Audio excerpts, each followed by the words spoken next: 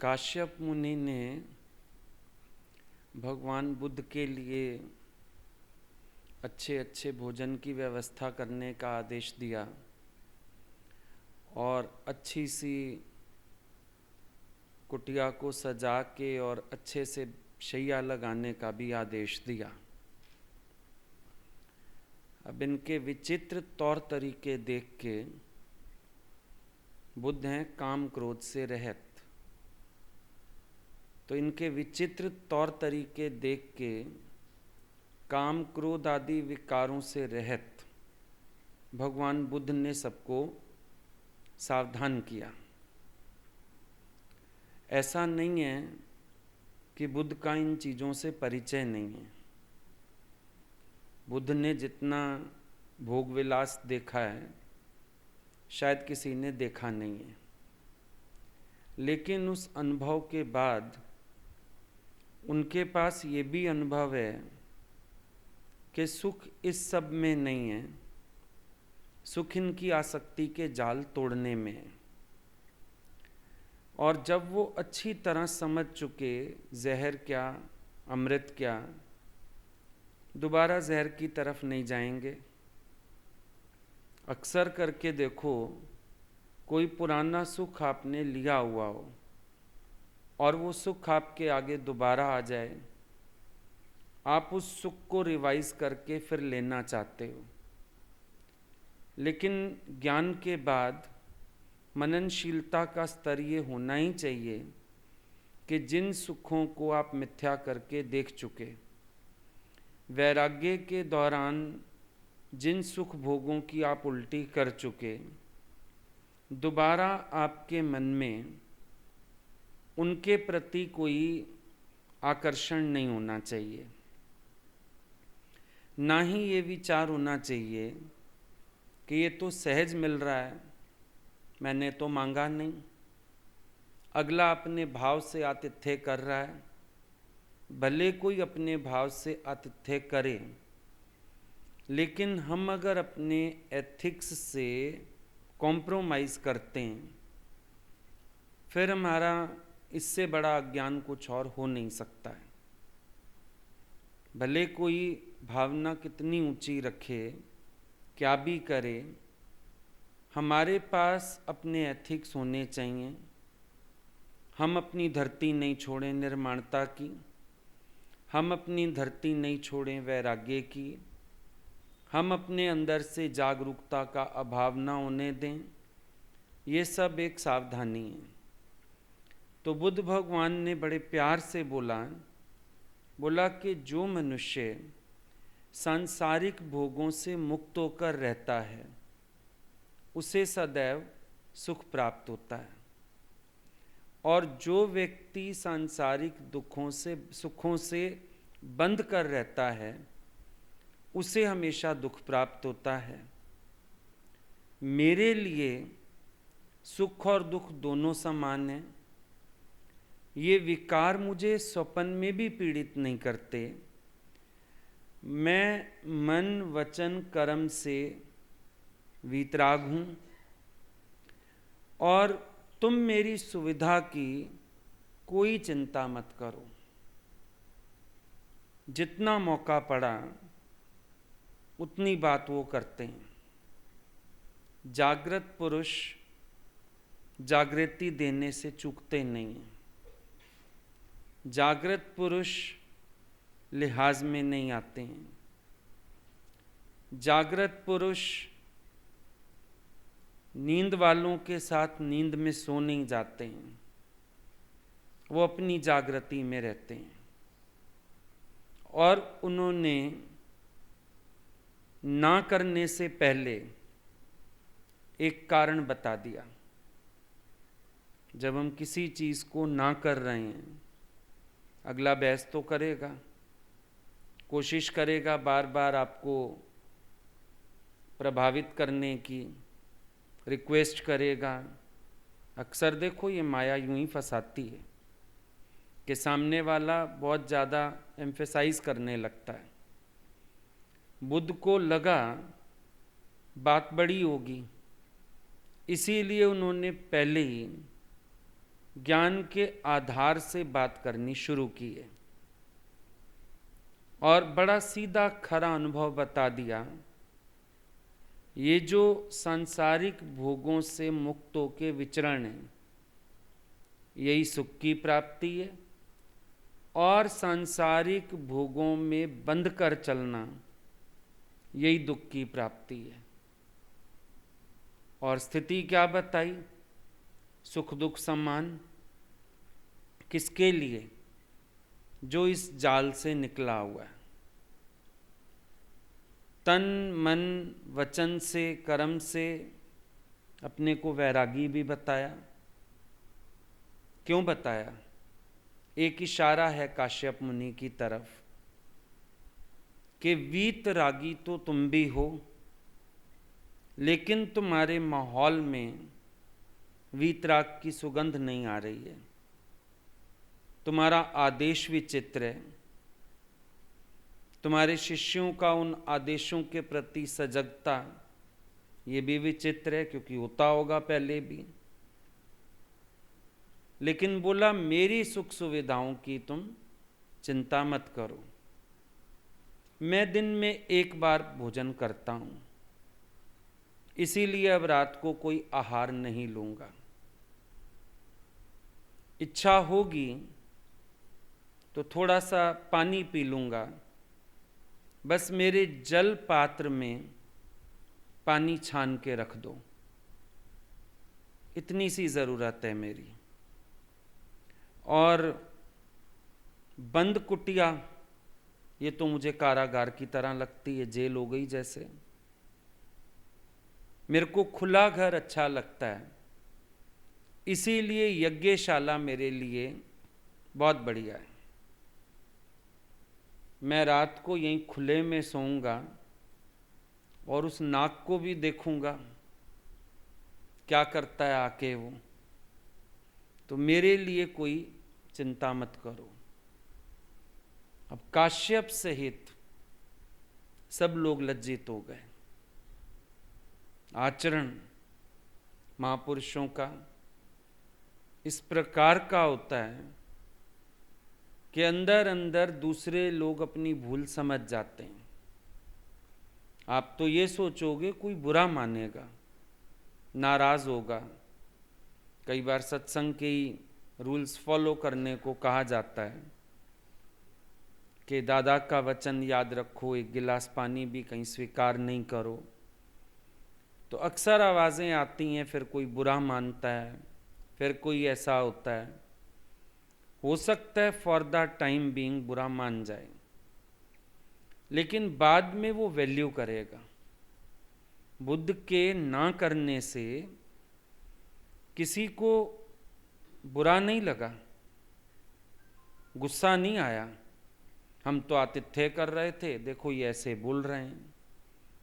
कारण है बुद्ध के रीजंस जो हैं वो स्ट्रांग हैं।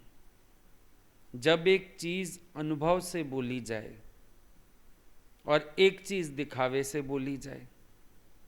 घर में समधी आते हैं ना, तो उनको आप लिफाफे पकड़ाते हो, खर्ची देते हो, ना ना ना ना ना, अंदर होता है हाँ हाँ।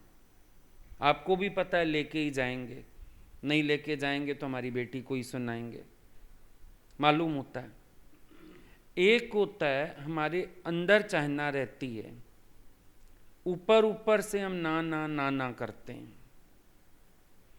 और एक होता है हमारे भीतर ही चाहना नहीं है।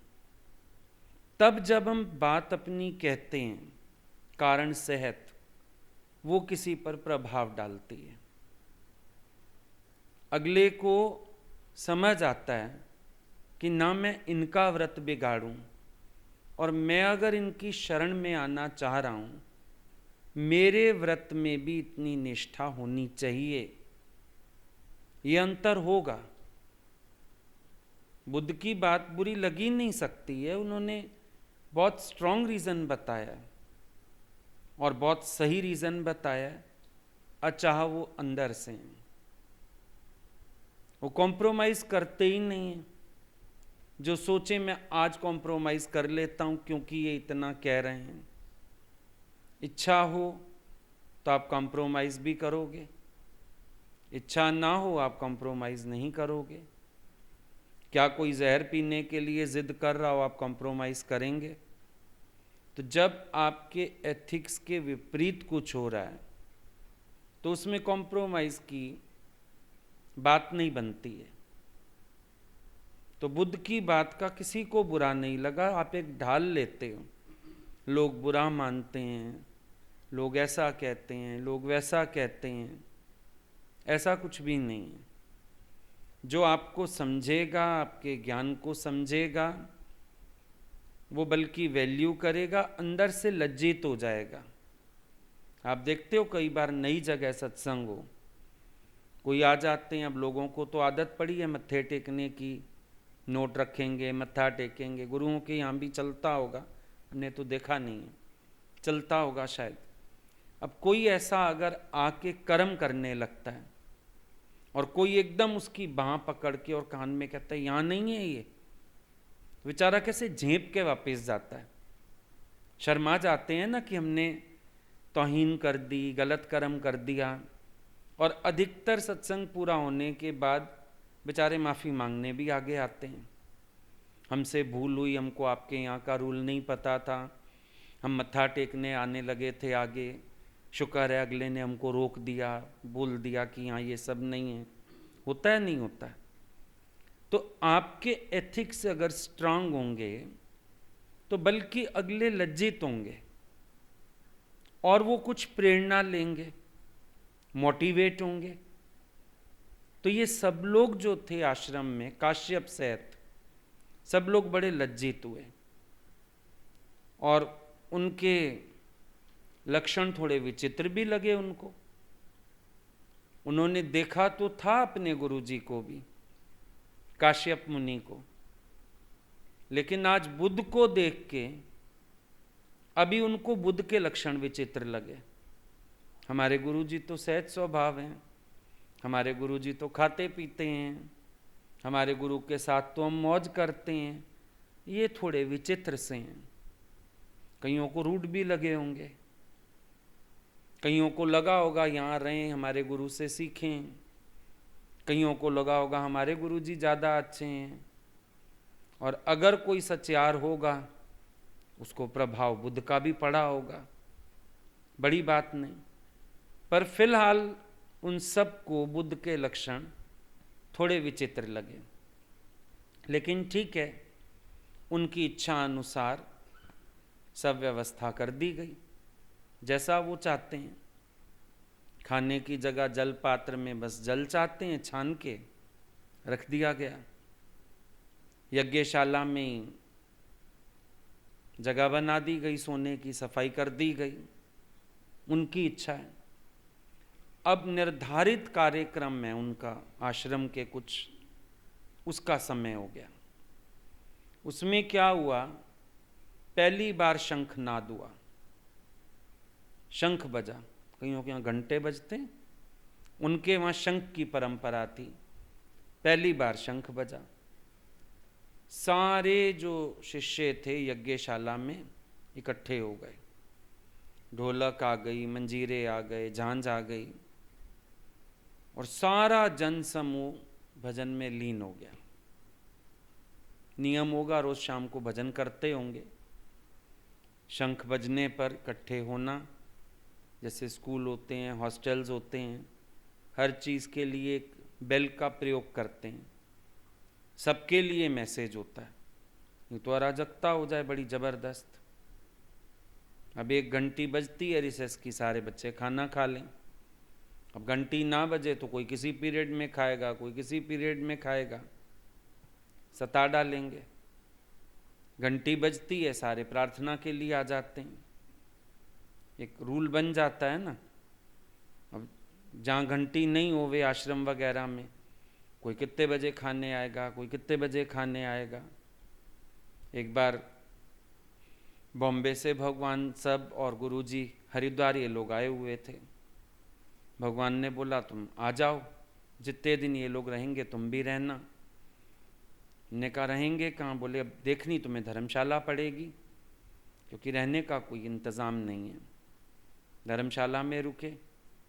अब हम सत्संग के बाद गुरुजी लोगों के साथ चले जाते थे, और वो लोग लंच के लिए उठते थे तो हम वापस आते थे। लेकिन धर्मशाला में 12 साढ़े 12 का खाने का समय, घंटी बजती थी। जितने लोग हमारे साथ गए हुए थे, हम लोग काफ़ी सारे लोग गए थे, अब सब तो खाना खा लें, अब हमारे लिए खाने का चक्कर पड़ जाए। वो धर्मशाला वाले बोले हमारे यहाँ समय फिक्स है, घंटी बजती है सब आएंगे, और किसी दिन घंटी ना भी बजे तो भी सब आएंगे, और जो उस समय नहीं प्रेजेंट है रसोई कोई ताला। शुक्र है जान पहचान थी, उन लोगों से बात की। फिर एक व्यक्ति हमारे साथ जाता था, गुरुजी ने बोला ज़्यादा नहीं, एक जने को ले आया करो। तो 2 लोगों का खाना रिक्वेस्ट करके ये लोग पीछे से लेके कमरे में रखते थे। उसमें भी 3-4 दिन लग गए सेटिंग होने में, तब तक हम बाहर ही खाएं। रात को भी यही हुए, हमको देर हो जाए, यहाँ खाने की घंटी बज जाए। नियम था एक, अच्छा रहता है नियम, नियम में बुराई कभी नहीं। कभी ये दिमाग में मत रखना नियम में बुराई है। नियम में चलने में इंसान बहुत अनुशासित होता है। अगर आप अपने को नियम में चला पाओ, आप अनुशासित होते हो, आप अभिमान रहित होते हो, निरभिमानिता बढ़ेगी। स्कूल में देखा है, जब वो बच्चे होते हैं ना जो अनुशासन में नहीं चलना चाहते, प्रेयर खत्म होते उनके कॉलर ऊंचे हो जाते हैं। सब लाइन में चल रहे हैं, वो लाइन से ज़रा साइड होके चलेंगे। डायलॉग याद कर लेते हैं पिक्चर के, हम जहाँ खड़े होते हैं लाइन वहाँ से शुरू होती है। अनुशासनहीनता अभिमान की पहचान होती है। तो बुद्ध को इसमें कोई बुराई नहीं लगी। शंख बजा, अच्छा हुआ, सब आए, भजन भाव हुआ बड़ा जोर शोर से, अच्छा हो गया। अब दूसरी बार शंख नाद हुआ। सब शिष्यों को देखा बुद्ध ने, दूसरी बार शंख नाद होते सब शिष्य बड़े प्रसन्न हो गए, सबका चित्त प्रसन्न। यज्ञशाला की ओर से भोजनशाला की ओर भाग खड़े हुए, ढोलक वहीं, मंजीरा वहीं, एक होड़ लग गई, सारे दौड़े भोजनशाला की तरफ। भोजन का समय हो गया था। वो देख रहे हैं, वहां जाके भी देखा, सब बढ़ चढ़ के पार्टिसिपेट कर रहे हैं, एक से बढ़कर एक। ऐसा नहीं लग रहा कोई संयमी पुरुष खाना खा रहे हैं। ऐसा क्यों? बुद्ध ने तो इतना संयम से अपने को चला रखा था, वो चलते हुए भी एक चलित योग का अभ्यास करते थे, बहुत सहज कदम उठाते थे, वहां भी श्वास पे ध्यान दे के चलते थे। उनका खाना, उठना, बैठना सब सहज। यहां इन्होंने देखा इतने सारे साधक घर छोड़ के आए हैं और बढ़ बढ़ के 2-2 हाथ दिखा रहे हैं खाने में सारे। अजीब लगा उनको थोड़ा सा देख के। फिर क्या देखा, खाना खा लिया, आपस में बकवास शुरू हो गई। खाना खाने के बाद बैठे, गप शप, हंसी मजाक, छेड़ा खानी। ये क्या माहौल है भाई? ये चंचलता क्यों? तुम आपस में बैठे हो, कोई चढ़ी हुई बात करो, अच्छी बात करो। तुम साधक हो, इतनी चंचलता किस लिए? बुद्ध गौर से देख रहे हैं इन लोगों को, बकवास चल रही है, हंसी मजाक चल रहा है। फिर कई शिष्यों को देखा प्रणय प्ररत लग रहे हैं। ये तो प्रणय प्रणत कैसे होते हैं? एक दूसरे को छू के बात कर रहे हैं, गले में हाथ डाल रहे हैं, बार बार गले लगा लिया किसी को, चूम लिया किसी को।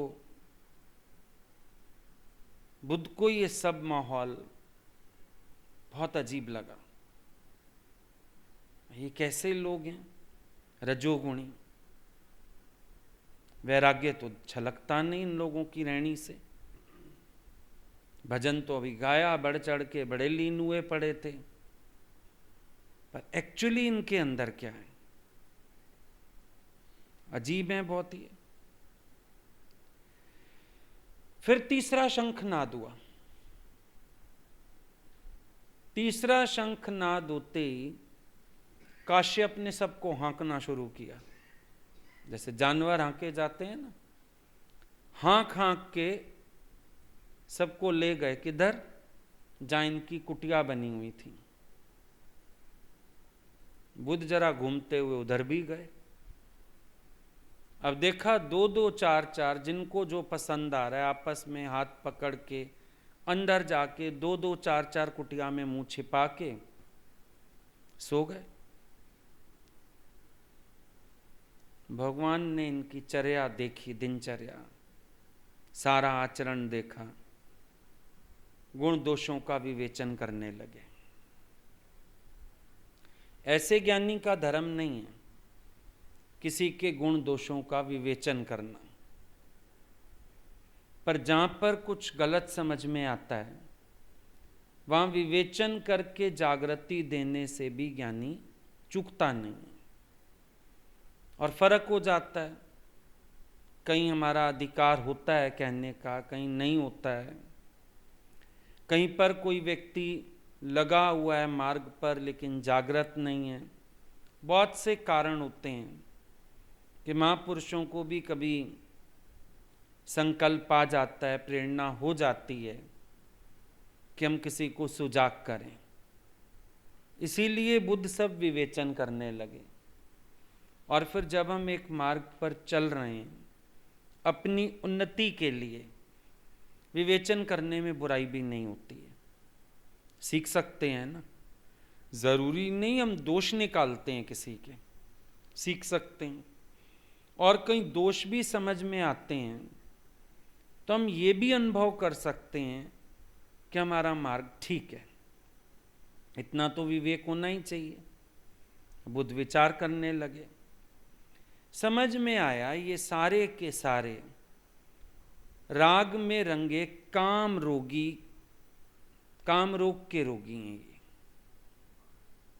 एक तो राग रंग में रंगे हुए हैं, ऊपर से काम रोग के रोगी हैं ये सारे। समझ आ गया बुद्ध को ये सब सुख भोगी हैं, सांसारिक सुख पाश में अभी बंधे हुए हैं। गुरु के इतने भक्त नहीं है जितने विषय वासना के दास हैं। वो समझ आ गया गुरु की आड़ में ये सब मौज मस्ती का जीवन बिता रहे हैं। गुरु की आड़ में ये सब अपने सुख बुद्धि को संतुष्ट कर रहे हैं। इन लोगों के पास वैराग्य नहीं है, सुख बुद्धि को खत्म नहीं किया इन्होंने। सुख बुद्धि है इन सब के अंदर। तभी देखो सावधान किया जाता है कि गुरु की आड़ में तुम्हारा मन सुख तो नहीं लेता है। सुख बुद्धि को जीतना ही तो वैराग वृत्ति है। वैराग वृत्ति किसको बोलोगे? तुम्हारी सुख बुद्धि खत्म होनी चाहिए ना।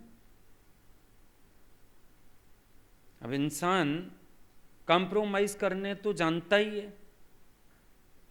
गर्मियों में आपको ठंडा पानी नहीं मिले, किसी की बोतल में गर्म पानी भी हो, कहते चल दे दे दो, थोड़ा तो गले में तरावट आएगी। कॉम्प्रोमाइज तो करने आप जानते हो। मिठाई नहीं हो घर में, थोड़ी सी चीनी डाल लेते हो मुंह में, जानते हो। अब संसार से जिन चीजों से मन हटा के आ गए, इंसान यहां कॉम्प्रोमाइज करके एक्सेप्ट करता है। चलो स्त्रियों से मन हटाया, उन्होंने आपस में ही मन रख लिया। जब तुम भिक्षु हो, बुद्ध भिक्षा के क्या नियम बता रहे हैं, और इन लोगों के पास तो मिर्च मसाले सब रखे होंगे ना, जो कह रहे बढ़िया छौंके लगा देना, मिर्च मसाले डाल देना, बढ़िया डिशेस बना लेना, हमारे मेहमान को याद रहे, यहाँ का आतिथ्य सामान होगा ना अवेलेबल सारा। जंगल में आश्रम बनाए बैठे हैं, आश्रम में इतने सुविधा के सामान बनाए बैठे हैं, नरम गद्दे भी रखे हुए हैं, शैया सजानी भी आती है इनको। कहाँ पर खड़े हैं? ये इन चीज़ों से अनभिज्ञ नहीं हुए। इन्होंने अपने अंदर की सुख बुद्धि को खत्म नहीं किया, पर अपनी सुख बुद्धि को सत्संग की आड़ में पूरा कर रहे हैं। बुद्ध ने ये निष्कर्ष निकाल लिया। अब बड़ी देर तक बुद्ध को चिंतन चलता रहा। ज्ञानी को ये सब विचित्र ही लगेगा, भाई तुम आया क्यों इस मार्ग पर? अब कईयों को बोलना पड़ता है, भाई तुम इस मार्ग पर क्या करने आए, क्यों आए थे, क्या लेने आए थे यहाँ? अगर तुम्हें अपनी सुख बुद्धि खत्म नहीं करनी थी, तुम यहाँ क्या करने आए? और ये ईमानदारी हर एक की अपनी है। एक सुख बुद्धि है, एक जरूरत है। अब अपनी सुख बुद्धि को अगर पाल रहे हो तो तुमने वीतरागी होने का ढोंग क्यों किया? कईयों को यहां भी समझाना पड़ता है, क्योंकि लक्षण नजर आते हैं कि सत्संग की आड़ में अपनी सुख बुद्धि की पूर्ति चल रही है। सिर्फ आड़ हो गई सत्संग की। वो भी किस लिए? भाई संसार में जाते वहां ये सब सुख तो भोगते, लेकिन कलेश भी भोगते, दुख भी उठाने पड़ते, सेवाएं भी करनी पड़ती। अब ये बढ़िया हो गया कि सुख तो सारे बटोर लिए, एवज में दुख कोई उठाना नहीं पड़ा। लेकिन तपस्या तो यहां पर भी है। संसार से मुंह नहीं मोड़ो, सुखों से मुंह मोड़ो। दुनिया से वैराग मत लो, अपने अहंकार से, अपनी सुख बुद्धि से वैराग लो। तुम्हें यह तो पता हो वैराग किस चीज से लिया? मालूम ही नहीं। जब हर वक्त अपनी सुख बुद्धि ऊपर है तो तुम वैरागी तो नहीं हो। बुद्ध को बहुत चिंतन चला कि इनको सद्बुद्धि कैसे आए। गुरु को चिंतन चलता है। जब वो किसी को देखता है कि मार्ग पकड़ा कल्याण का और अभी भी काल का ही इंतजाम कर रहा है, महापुरुषों को फिक्र हो जाती है। कबीर सबकी खैर क्यों मांगते हैं? ये करुणा है महापुरुषों की कि वो सबकी खैर मांगते हैं, सबको सच देना चाहते हैं, सबको जागृत करना चाहते हैं। बुद्ध को नींद ही नहीं आई रात को कितनी देर तक, परेशान हो गए ये सब देख के। अपनी परेशानी ज्ञानी को परेशान नहीं करती है, पर अगर कोई उनके संपर्क में आए और वो ऐसे मिथ्या आचरण करें तो ज्ञानी का चैन जरूर फिटता है कि भाई ये कैसा व्यक्ति है, क्या कर रहा है ये, क्यों इसका विवेक सोया पड़ा है। बहुत देर तक बुद्ध जागते रहे, आखिर में थोड़ी नींद आई। अब दोपहर सोने के बाद फिर आंख खुल गई उनकी, फिर वही विचार, ये सब ठीक कैसे किया जाए, इन सबको जागृत कैसे किया जाए, इन सबको समझ कैसे दी जाए। बुद्ध के अंदर विचार चल रहा है। ये महापुरुषों की लक्षणा है कि उनके भीतर झूठ देख के चिंता हो जाती है। वो सच पर चलते हैं, सच पर चलाते हैं, सबको सद्मार्ग देते हैं और हर एक को सद्मार्ग पर चलने की प्रेरणा दे के ध्यान रखते हैं कि इनसे ये मार्ग छूटे नहीं। ये महापुरुषों की करुणा होती है। कई बार कई लोग चिढ़ भी जाते हैं हमें टोक दिया, हमें कह दिया। तुम देखो ना, तुम उनके नज़र से देखो। अब ये सारे अपने आप में जंगल में बैठे हैं, आश्रम में रहते हैं, वीतरागी पुरुष हैं, लेकिन बुद्ध की नज़र से देखें तो ये तो भोगी हैं, काम के रोगी हैं। गुरु भी कभी टोकता है। हमें इतना ध्यान होना चाहिए कि अगर उनकी दृष्टि से हम गलत हैं तो इसका मतलब हम गलत हैं, क्योंकि खुद को तो पता चलता ही नहीं। काम रंग में रंगे हुए हम बढ़ते रहते हैं, खुश बैठे रहते हैं। बहुत लोग दलील देते हैं, हम तो अपने घर में ऐसे करते थे। बुद्ध भी तो अपने घर में बहुत सुखों में रहे, लेकिन जब एक मार्ग चुना उसके बाद उन्होंने वहां से मन हटाया कि नहीं हटाया? हर चीज से मन हटा लिया उन्होंने। अपनी स्थिति ज्ञान में दृढ़ की ना। तुम घर में कुछ भी करते हो, बल्कि यहां से ये भी सीखो, अगर हम गुरु के पास रह के अभ्यास करते हैं, फिर चाहे हम अपने घर में हों, अपने दायरों में हों, निष्काम के दायरों में हों, हमारी पसंद ही यही होनी चाहिए, हमारी दिनचर्या ही यही होनी चाहिए, हमारी रहनी यही होनी चाहिए। अगर गुरु के पास हम 5 बजे उठ जाते हैं सुबह, तो घर में 7 बजे तक नहीं सोना चाहिए। अगर उनके यहाँ हम सेवा के बिना नहीं खाते, अपने दायरों में भी सेवा का भाव होना ही चाहिए। गुरुजी ने एक बार एक लड़की को भेजा था हमारे घर में, 1 महीना करीब, शायद 1 महीना पूरा ही रही थी। और घर में तो अब हम लोग 2-3 लोग ही थे, और लड़की कोई थी नहीं। वो पूरी किचन में हेल्प करती थी, पूरी। सुबह सुबह उठ के ही रसोई में आ जाना, लाओ हम चाय बनाते हैं, आंटी आप चाय पियो, अंकल आप चाय पियो। रात को भी कभी हम लोग बैठे रहते थे, मेरे साथ बैठी रहती थी, कोई एक आधा और रुक गया तो भी रात को कभी चाय का मन, हम बोले हम बना लेते हैं, हमको आता है। बोला अरे तो क्या हुआ, बहन कब काम आएगी। हम आचरण देखते थे पूरा समय अगले का, कि ऐसा नहीं कि हम तो अब गुरु के पास से आ गए। गुरु के पास भी देखा था उनको, लेकिन फिर अपने घर में भी देखा, वही का वही, वैसा का वैसा। उतने बजे ही उठना, पूरा दिन वैसे ही चलना, सेवा में हाथ बटाना। अगर खाना इन्होंने बना दिया तो बर्तन उसने कर लेने। हमारे घर में तब काम वाली भी नहीं आती थी कोई, लेकिन अगले व्यक्ति को इतना निर्माण देखा, ये आचरण होता है।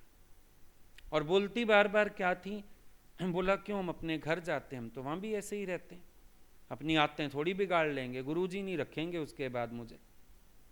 गुरु का भय, जहाँ भी बैठे जहाँ भी रहे, गुरु का भय। उसी तरह से खाना पीना, कभी ये बोलते थे 2 चीज़ें बनाओ, बिल्कुल भी नहीं। एक चीज़ बनाएंगे, दाल या सब्जी, उल्टा आप हट जाओ, मुझे बता दो जो बनाना है, हम बना के देते हैं, सब मिलके खाएंगे, इकट्ठे बैठ के खाएंगे। तो एक छाप आई ना हम लोगों के दिल में कि हमारे घर में कोई गुरु का बच्चा आया है। और महीना रहना भी भारी नहीं लगा, बल्कि मन ही नहीं था जाए, लग रहा था और भी रहे। फील ही नहीं हुआ ऐसा, नहीं तो हम लोगों को भी भार लगता, भैया कितने दिन कर सकते हैं ऐसे सेवा के। फिर किसी एक को और भी भेजा गुरुजी ने, वो हमारे पास घर में तो नहीं रहे, इधर उधर सत्संगियों के पास ही रहे, लेकिन जिसके घर भी 4 दिन रहा या वही औखा होने लगा, भैया इनकी तो डिमांड्स ही बहुत हैं, इनका तो आचरण ही अजीब है। सब महसूस कर गए बात को। तो ये एथिक्स अपने बन जाएं, गुरु का नियम मान के चलोगे तो बहुत दिन नहीं चल पाओगे, और मौके की तलाश में रहोगे, जहां मौका मिले मैं बाहर भागूं, मैं तोड़ूं ये नियम कायदे। पर जब अपने विचार ऐसे हो जाएंगे तो बल्कि तुम जहां मर्जी बैठो, तुम्हारी रहनी वही होगी। तेरे आदर्श से कोई सीखेगा, तेरी रहनी से कोई सीखेगा। बल्कि घर में भी अगर अपने जाओ, अब हम लोग गुरु के पास से आते थे ना, सब चेंज फील करते थे। क्योंकि भगवान बोलते थे अब जाके ऐसे जीना शुरू कर देना, तो बल्कि घर वालों पे भी इम्प्रेशन पड़ता है कि इनका ज्ञान क्या है, इनको समझ क्या मिल रही है, गुरु उनको कैसे जागृत कर रहा है। और ऊपर से कोई नया व्यक्ति संपर्क में आए, वो भी तो देखेगा। अब किसी को निष्काम पे भी भेज दो, 4 गलतियां जब हम वहां से सुन लेते हैं तो शर्म भी आती है, अफसोस भी लगता है। क्यों? अगले के अपने एथिक्स नहीं, अगले के पास अपनी समझ नहीं, गलतियां हो जाती हैं, पता चलता नहीं। क्यों नहीं पता चलता? क्योंकि मन अभी काम रंग में रंगा हुआ है, मन अभी तक काम रोग का रोगी बना हुआ है, अभी तक भी निरोग नहीं है, निर्वासनिक नहीं है, पदार्थ भावनी नहीं है, इंद्रिय जीत नहीं है, रसों पर जीत नहीं पाई है। तो कोई संपर्क में आते ही पहचान लेता है। अब है तो सन्यासी, तपस्वी, जटाधारी तपस्वी, ऊंची वो मानी जाती है इन लोगों की क्वालिटी इनके समाज में।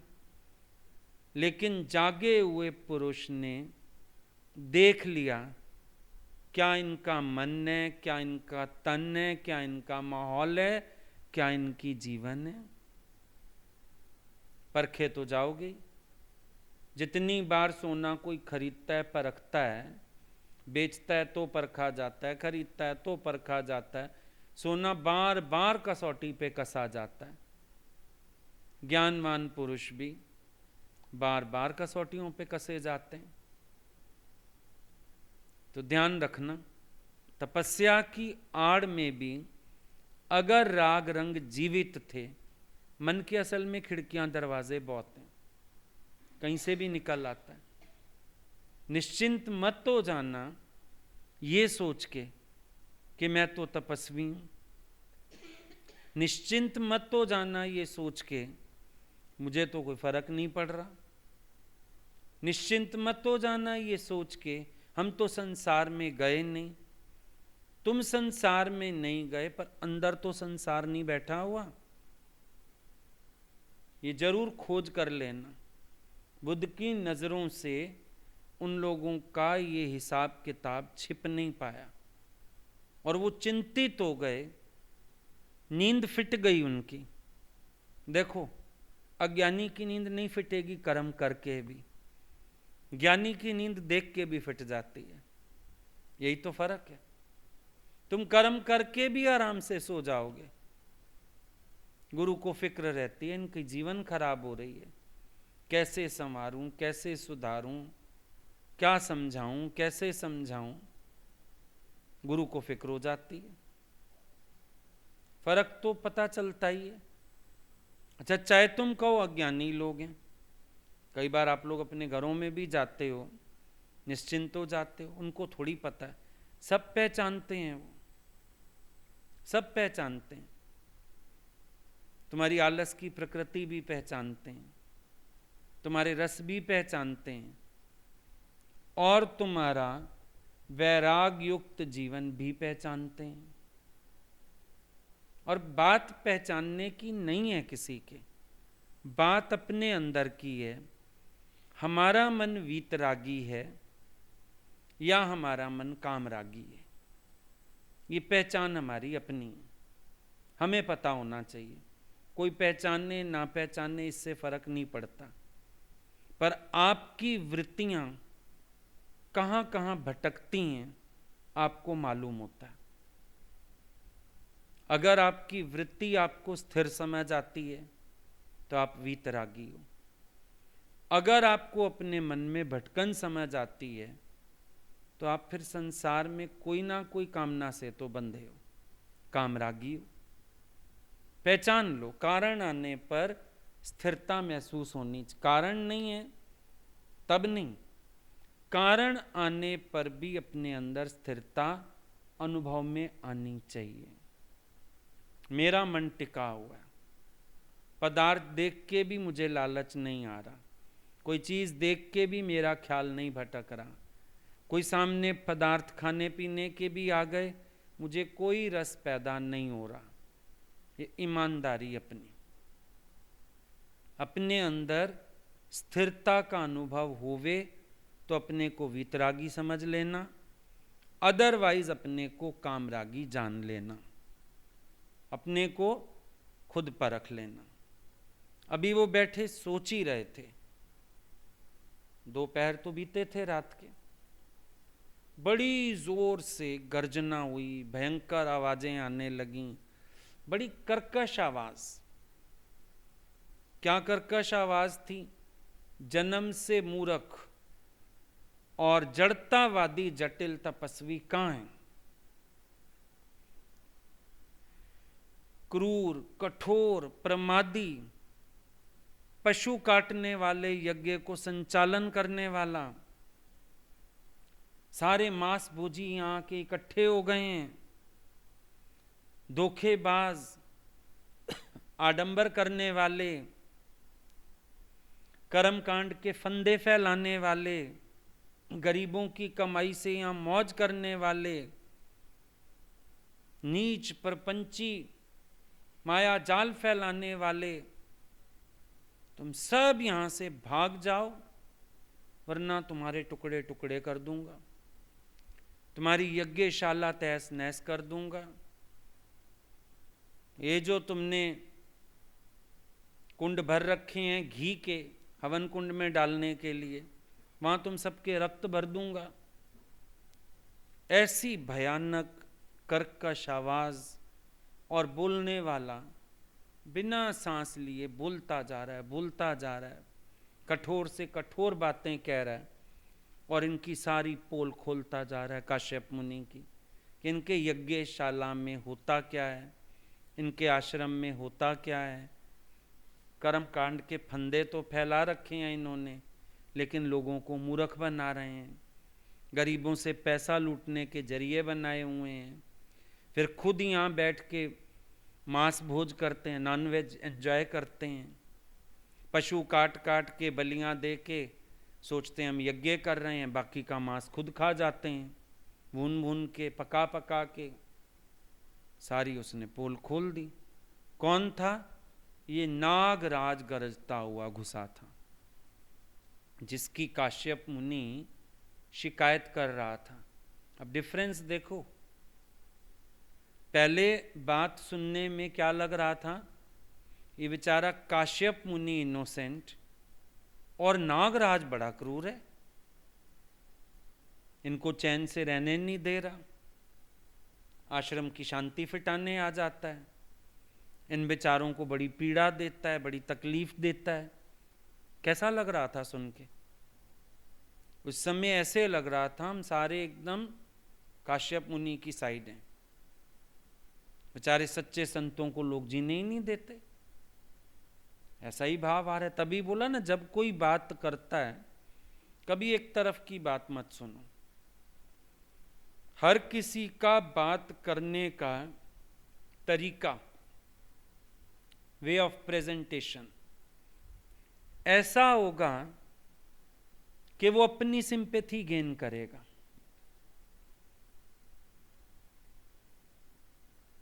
और ये बातें अब ये सारी अगर नहीं बोलता बुद्ध, कुछ तो परखे ही बैठे थे, कुछ अब सारी की सारी बात सामने खुल गई। अब पता चला ना नागराज गलत नहीं है, अब पता चल रहा है ना ये वनवासी क्यों आके इनको यहां से निकालना चाहते हैं, क्योंकि वो कहने लगा नागराज कि इन लोगों ने यहां माहौल गंदा कर दिया है हमारा, पता नहीं कहां से आके यहां बस गया है। सारा दिन पशु हत्या करते हैं, मार मार के पशुओं को खाते हैं, इतने इनको जीवा के रस हैं, इतने प्रमादी लोग हैं, हमारे यहाँ का माहौल बिगाड़ रखा है इन्होंने, तो हम इनको यहां से भगा के ही रहेंगे। अब पता चल रहा है कि वो गलत नहीं है, इनके आचरण गलत है। अब तुम समझ लो, अगर तुम्हारा आचरण गलत है, कोई अज्ञानी व्यक्ति भी तुम्हारे पीछे पड़ सकता है। आचरण की शुद्धि बहुत जरूरी है। कोई बड़ी बात नहीं, कोई पीछे पड़ जाए, रोज तुम नई डिमांड्स रखो, अपने घर में ही डिमांड रखो तो ठीक है। माँ तो मोह की मारी कर देगी पूरी, बेटी बेचारी सूट मांग रही है, बेटी आज पैसे मांग रही है, बेटी आज कॉस्मेटिक्स मांग रही है, माँ तो मोह की मारी पूरी कर देगी। लेकिन भाई बहन होते हैं ना, भाभियाँ होती हैं, वो पीछे पड़ जाएंगी, ये रहनी है। शौक तो इनको सारे हैं, फिर इन लोगों ने ऐसा मार्ग क्यों चुना? वहां से भी डंडे पड़ सकते हैं, अड़ोस पड़ोस वाले भी उंगली उठा सकते हैं। आचरण तो हर कोई देखेगा, क्यों नहीं देखेगा? एक तरफ से तुमने मार्ग चुना अचाह होने का, और सारा दिन तुम्हारे अंदर तो चाहनाएं चलती हैं। एक तरफ से तो तुम्हारे गुरु कह रहे हैं he is a brave man who can say no, और तुम्हारे घर वाले देखते हैं हमने तो अभी कुछ दिया भी नहीं, उसको भी ये नो कहता, उससे पहले इसकी तो मांगे ही जा रही हैं। रोज फोन आ जाता है, ये भिजवा दो, ये दे जाओ, ये कर जाओ, नित नई आस नित नई प्यास, नो कहना तो दूर, ये तो सारा दिन मांगते ही रहते हैं। रोज एक नई इच्छा कर देते हैं ऑर्डर करके, आज हमको ये चाहिए, आज हमको वो चाहिए। देखा बच्चों को आजकल हॉस्टल भेजना कितना मुश्किल हुआ पड़ा है, पूरे घर का खर्चा और उसके हॉस्टल का खर्चा बराबर चलता है। कैसे बराबर चलता है?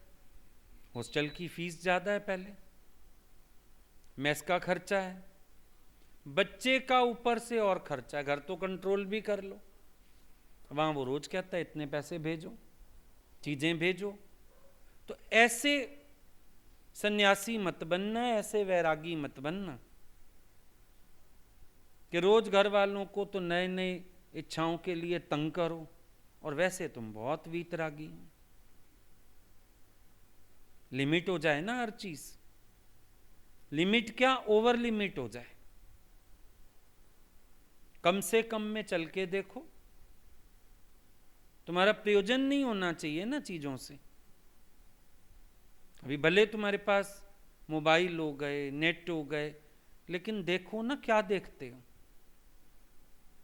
गुरु का ज्ञान तुम्हें कम पड़ता है, अभी तुम्हें और चीजों से सीखना है, देखना है, यहाँ वहां मुंह मारना है, फिर उस पर वो देख लिया, पता नहीं क्या क्या कॉस्मेटिक्स का आता रहता है, ब्यूटी टिप्स आते रहते हैं, चलो आज ये मल को मुंह पे मल लो, आज ये लगा लो, आज ये ले आओ, आज वो कर लो। फिर यही सब अगर पहचान देखो तो किसकी है? किसकी पहचान है? काम रोग की पहचान है, वीतराग की तो पहचान नहीं है। वीतरागी का इन चीजों में ध्यान क्यों जाएगा? वीतरागी का दिमाग सारा दिन दयाशक्ति में पड़ा रहेगा क्या? अब इनके जो कर्म है वो हैं देहाध्यासी के। बुद्ध सन्यास में, योग में खरे उतरे हुए पुरुष हैं, दोनों में बहुत फर्क है। अब वो नागराज गरजता हुआ आ गया, अंदर घुसा, लेकिन जैसे ही घुसा उसको सामने दिख गए बुद्ध भगवान, शांत सौम्य चेहरा, कमल की तरह न्यारे खिले हुए, आधी आंखें बंद आधी खुली, दाहिना हाथ ऐसे रोकने की और आशीर्वाद दोनों की मुद्रा में उठा हुआ, सिर केश रहित है, चंद्रमा की तरह चेहरा दमक रहा है रात के समय। जैसे उसने देखा, एकदम जैसे क्रोध अग्नि पे पानी पड़ गया उसकी, बहुत गुस्से में आया था अंदर, पर बुद्ध भगवान का दर्शन करते ही एकदम ठंडा हो गया, पलट गया एकदम से। श्रद्धा भाव उमड़ पड़े उसके अंदर तो, और बार बार भगवान बुद्ध को प्रणाम करने लगा। उनको कहने लगा, आपके दर्शन पाके मैं तो धन्य हो गया। मुझे पता नहीं था आप यहां पर आए हुए हैं, आप विराजे हुए हैं, नहीं तो मैं ऐसी गुस्ताखी नहीं करता। मैं अनजान था, इसीलिए इतना विश्वमन किया मैंने। गलत गलत बोला ना, उसको फील हुआ कि बुद्ध की प्रेजेंस में मुझे ऐसे शब्द नहीं बोलने चाहिए थे। ध्यान रखो, अगर तुम्हें महापुरुषों का आदर करना आता है, तुम उनकी प्रेजेंस में खास तौर पे कभी विश्वमन नहीं करेंगे। एक अनजान आदमी जो बुद्ध का संघ का भी नहीं है, सन्यासी भी नहीं है, वो भी इतनी मर्यादा जानता है। बुद्ध को कह रहा है, मुझे मालूम होता आप यहाँ विराजमान हैं, मैं कभी विश्वमन नहीं करता, पर आप तो दयालु हैं, कृपालु हैं, दयाशील, कृपाशील, क्षमाशील भगवान, आप मुझे इस गुस्ताखी के लिए क्षमा करें। एक संत के लिए क्रोध कर रहा है, दूसरे संत से माफी मांग रहा है, आपकी प्रेजेंस में मुझे उद्वेग नहीं आना चाहिए था, उद्वेग भरे वचन नहीं बोलने चाहिए। तो तुम डिफरेंस देख लो, समझ लो समाज से भी क्या मिलता है इंसान को। और प्रभाव रिफ्लेक्ट तो आचरण होता। बुद्ध की तपस्या को सब जानते हैं, बुद्ध की सौम्यता जानते हैं, बुद्ध की प्रेजेंस शांति दे रही है, और उधर उसके कर्मों से तो गुस्से में आया है। वो एक संत को मारने दौड़ रहा है, एक संत के आगे ऊंचा शब्द बोलने की भी माफियां मांग रहा है। ताकत पैदा करना अपने अंदर ज्ञान से, इसलिए नहीं कि लोग माफियां मांगें, पर आपकी प्रेजेंस में किसी के भीतर काम क्रोध उद्वेग ना ला पाए, और कोई ऐसी भूल करे तो उसको खुद को लज्जित हो। कहने लगा, मेरे को जानकारी है कब से, जब आपने उरुवेला में तप किया था, मेरे को आपकी उस सारी तपस्या की जानकारी है, इसीलिए मैं क्षमा मांगता हूं। आप तो महान तपस्वी हैं, आपने तो अपने को तपस्या कर कर के बहुत चमकाया, लेकिन ये जितने मूर्ख हैं ना इस वन में, इन सब को मैं दंड जरूर दूंगा। लेकिन कब? बोला, आपके जाने के बाद, जब देव यहां से प्रस्थान करेंगे, उसके बाद मैं इस सारे मूर्ख समाज को दंड दूंगा, इनको नहीं छोड़ूंगा, क्योंकि इन्होंने तपस्या के नाम पे पाखंड रचाया हुआ है, इन्होंने तपस्या के नाम पे भ्रम फैलाए हुए हैं। ये लोग तपस्वी नहीं हैं, ये प्रमादी हैं, ये गृहस्थियों से भी गए गुजरे हैं। ये गंदगी तो मुझे साफ करनी है यहां से। बुद्ध भगवान ने देखा, भाई गुस्सा इसको जबरदस्त है और जायज है, देख ही चुके हैं सब कुछ और अब तो सुन भी चुके हैं। बुद्ध भगवान ने अपनी बात को बहुत तरीके से रखा। फेवर काश्यप की नहीं कर सकते, इसकी फेवर भी नहीं करेंगे। कहने लगे, पशु हत्या और मानव हत्या दोनों पाप कर्म समान रूप से निंदनीय हैं। उसको समझाने लगे कि ये करता है पशु हत्या, तू करना चाहता है मानव हत्या,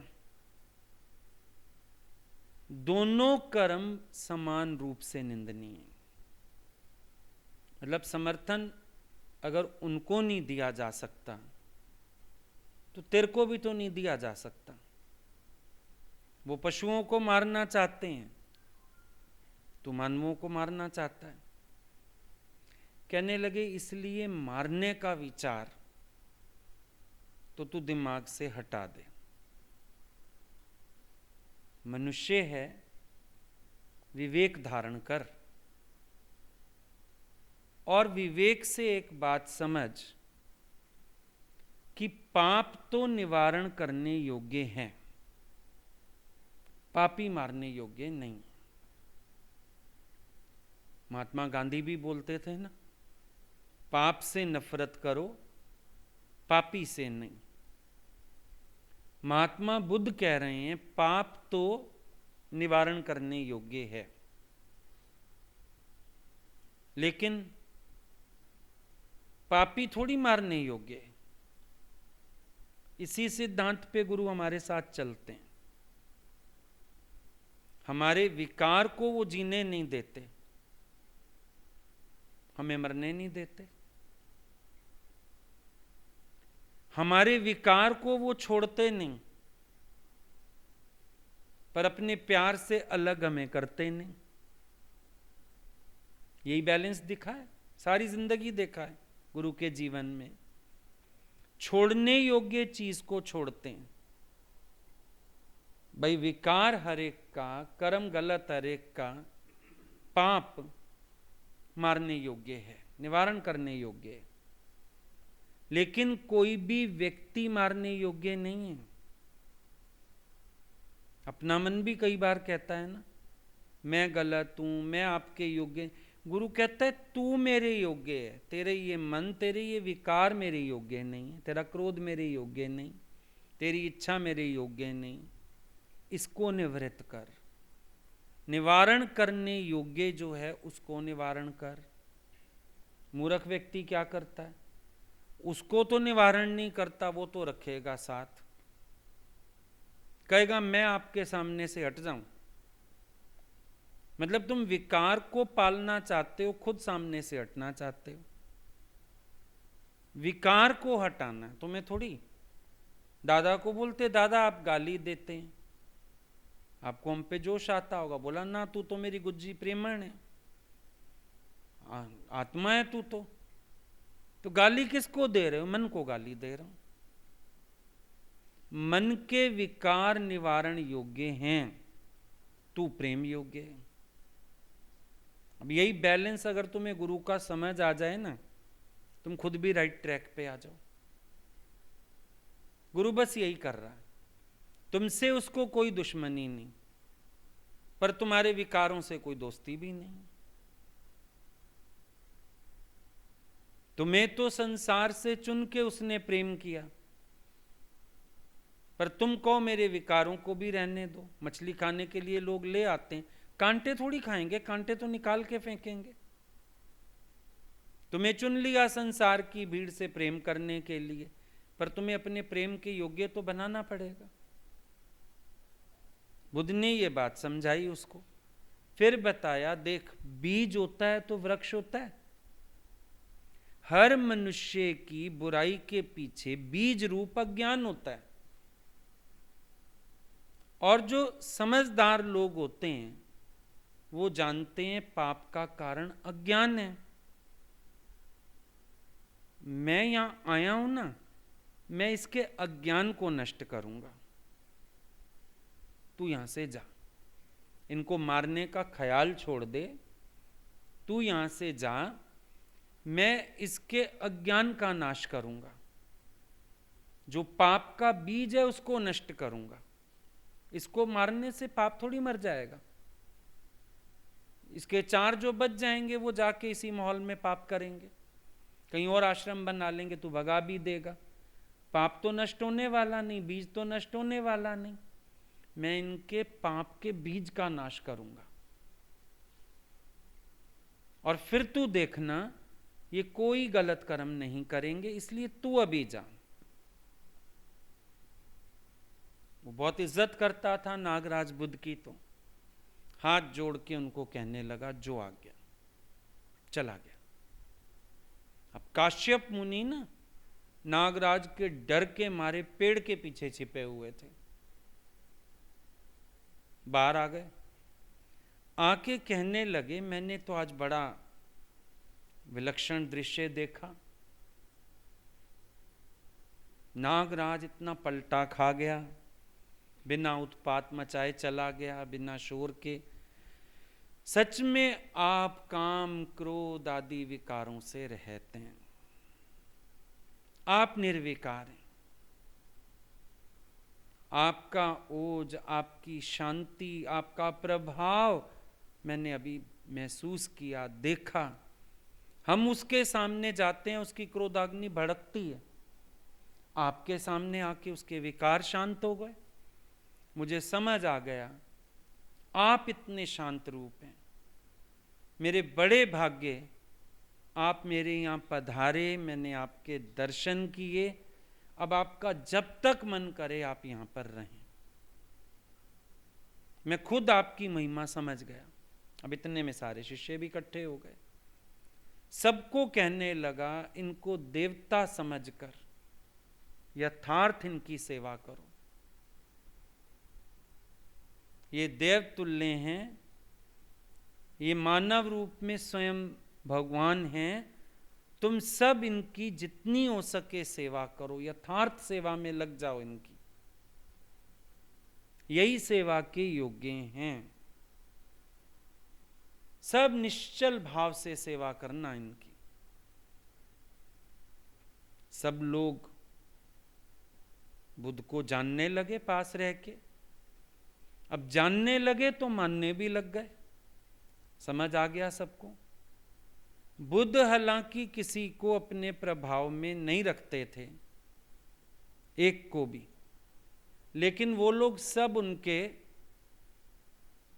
प्रभाव में अपने आप रहने लगे। वो दबाव नहीं बनाते थे, पर सब अपने आप दबने लगे। सब अपने आप को उनके आगे नीवा करके समझने लगे। सब उनके शील की प्रशंसा करते थे।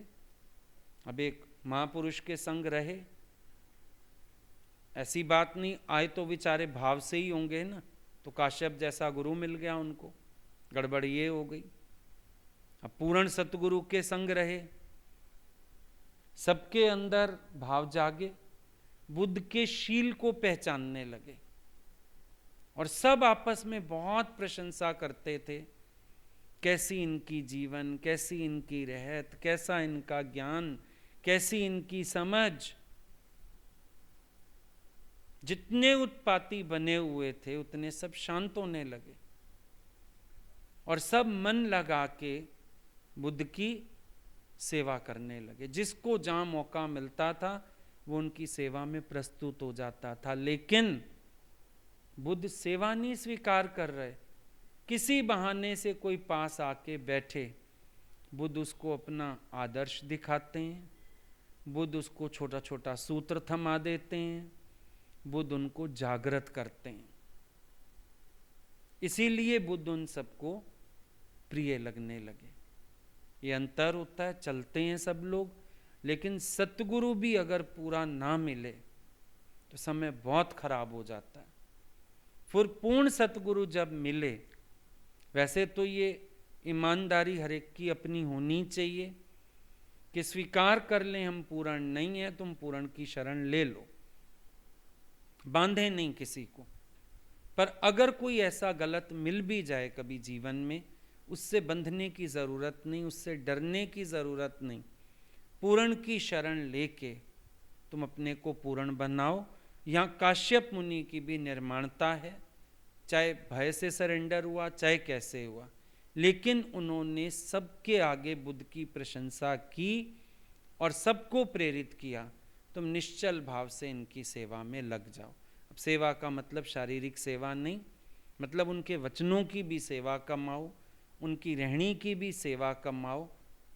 काश्यप यहाँ पर निर्दोष होगा, क्योंकि जब उसकी आँख खुली, उसने किसी को अपने पाश में नहीं बांधना चाहा, सबको मुक्त किया। जाओ तुम पूर्ण गुरु की शरण ले सकते हो, पूर्ण गुरु के विचार लो, उनसे सीखो, उनसे समझो। और पक्की बात है, खुद भी सीखेगा, समझेगा, अपनी जीवन भी सफल बनाएगा।